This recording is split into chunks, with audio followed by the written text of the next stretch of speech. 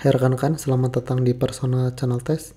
Dan di video kali ini saya akan memberikan latihan soal dan juga materi yang harus teman-teman pelajari atau kuasai agar bisa lolos tes CPNS ataupun P3K untuk formasi analis pasar hasil pertanian. Dan sebelum kita mulai, jangan lupa di subscribe. Kalau sudah, saya akan berikan informasi dulu terkait seleksi P3K ya teman-teman. Nah, untuk seleksi P3K ini untuk formasi umum, teman-teman, bukan khusus ya, di luar dari umum.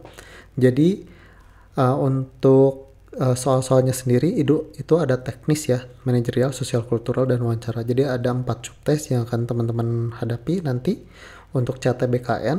Nah, untuk di teknis sendiri itu jumlahnya 90 soal untuk P3K. Untuk SKB itu sekitar 80-100 soal.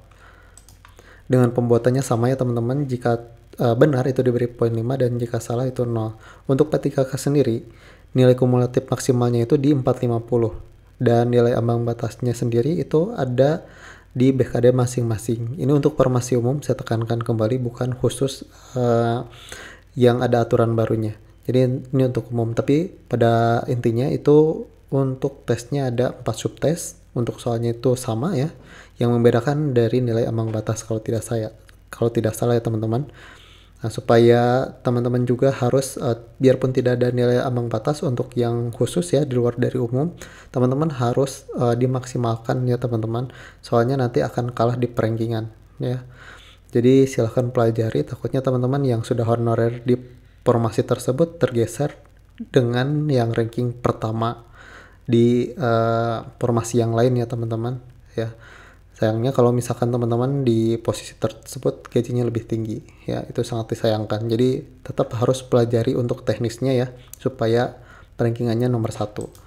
Kemudian untuk Permenpannya sendiri itu mengacu pada Permenpan RB nomor 6 tahun 2012, JO nomor 23 tahun 2013 terkait analis pasar hasil hasil pertanian ahli pertama. Nah, dalam materi pokok ini yang harus teman-teman kuasai yakni undang-undang terkait pangan dan pertanian ya. Ini undang-undangnya ya teman-teman. Ada Undang-Undang nomor 19 tahun 2013, ada Undang-Undang nomor 18 tahun 2012, kemudian Undang-Undang nomor 13 tahun 2010, kemudian Undang-Undang nomor 39 tahun 2014, serta Inpres nomor 5 tahun 2015 ya. Untuk soal materinya saya sudah rangkumkan ya teman-teman, nanti di akhir saya akan beritahu untuk cara dapatkannya. Jadi jangan di skip. Kemudian yang kedua, isu faktual terkait komoditas pertanian, kemudian teori dasar ekonomi, metode analisa terkait ekonomi pertanian, serta implementasi hasil analisa ekonomi pertanian. Ini materi pokok yang harus teman-teman kuasai. Ini materinya dari mana? Dari Permenpan RB ya. Ini sudah jelas nih. Permenpan RB nomor 6 tahun 2012, JO nomor 23 tahun 2013. Jadi ini sudah jelas ya, sudah jelas. Kemudian untuk analis pasar hasil pertanian terampil untuk formasinya Permenpan RB-nya di sama ya, yang membedakan itu materi pokoknya, yakni ada sektor pertanian yang harus rekan-rekan kuasai, yakni ada subsektor tanaman pangan, kemudian subsektor hortikultura, subsektor peternakan, kemudian subsektor perkebunan, dan juga Impres nomor 5 tahun 2015 tentang kebijakan pangan, gabah atau beras, dan penyaluran beras oleh pemerintah. Kemudian implementasi hasil analisa ekonomi pertanian, yakni perhitungan perubahan harga, ada juga perhitungan kelayakan usaha tani rintah ya. Kemudian isu faktual terkait komoditas pertanian, ada stabilisasi harga, kemudian organisasi di bawah PBB yang terkait pangan dan pertanian, kemudian pengumpulan data informasi hasil pertanian, serta analis data sederhana untuk struktur pasar, mengolah data secara sederhana. Ini untuk materi pokok yang harus teman-teman kuasai. Tenang saja, saya sudah rangkum juga untuk Permenpan ini ya, untuk materi pokoknya. Nah, kita masuk ke soal dulu ya, untuk pengenalan soal-soal kompetensi teknis P3K analis hasil pertanian. Sumbernya dari mana? Soalnya dari materi tadi ya. Jadi dasarnya itu. Nah, jika teman-teman tidak bisa mengerjakan itu, apalagi nanti tes aslinya ya. Dan untuk tes yang saya berikan itu Dari yang mudah sampai ke HOTS ya. Nah, kita mulai dari soal seperti biasa. Untuk tryout yang saya berikan itu, saya akan memberikan soal dan ini ada batas waktunya, ya. Nah, di sini saya akan bacakan dulu Undang-Undang Nomor 18 Tahun 2012 tentang pangan mengatur berbagai hal terkait pangan. Salah satu tujuan dari undang-undang ini adalah A. Meningkatkan kerjasama internasional dalam pengadaan pangan. B. Menciptakan ketahanan pangan nasional. C. Menjamin perlindungan hak petani. Atau D. Mengatur distribusi pangan antar daerah. Nah, ini waktunya habis. Nanti akan muncul sendiri jawaban serta pembahasannya. Nah, jika benar, teman-teman beri poin 5 dari soal yang barusan saya bacakan ya.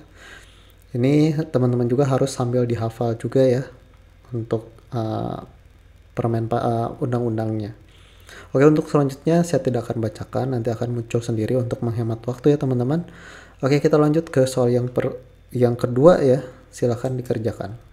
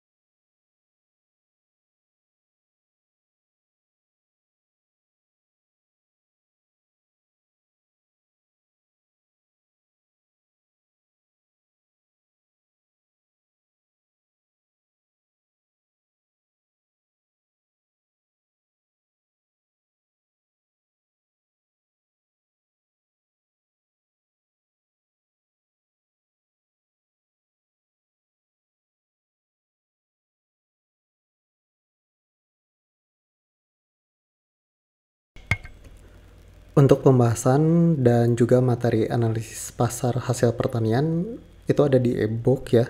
Saya sudah buatkan e-booknya untuk rangkuman dan juga tryout-nya. Nah, untuk e-booknya sendiri teman-teman bisa didapatkan di Tokopedia ya. Di Tokopedia linknya ada di deskripsi. Silahkan dapatkan. Kemudian apa yang akan teman-teman dapatkan? Nah, nanti jika teman-teman check out nanti saya akan kirimkan ke email. Nah, di sini ada 2 paket latihan soal tryout analis pasar hasil pertanian dan ini akan diupdate terus ya. Kemudian rangkuman materi, kemudian paket soal manajerial, sosial kultural dan wawancara. Oke. Dan untuk linknya sendiri silahkan cek linknya di deskripsi atau di pojok kanan atas ini. Oke, sekian dari saya, mudah-mudahan ada gambaran untuk bisa lulus jadi ASN di tahun ini ya, amin. Oke, sekian dari saya, wassalamualaikum warahmatullahi wabarakatuh.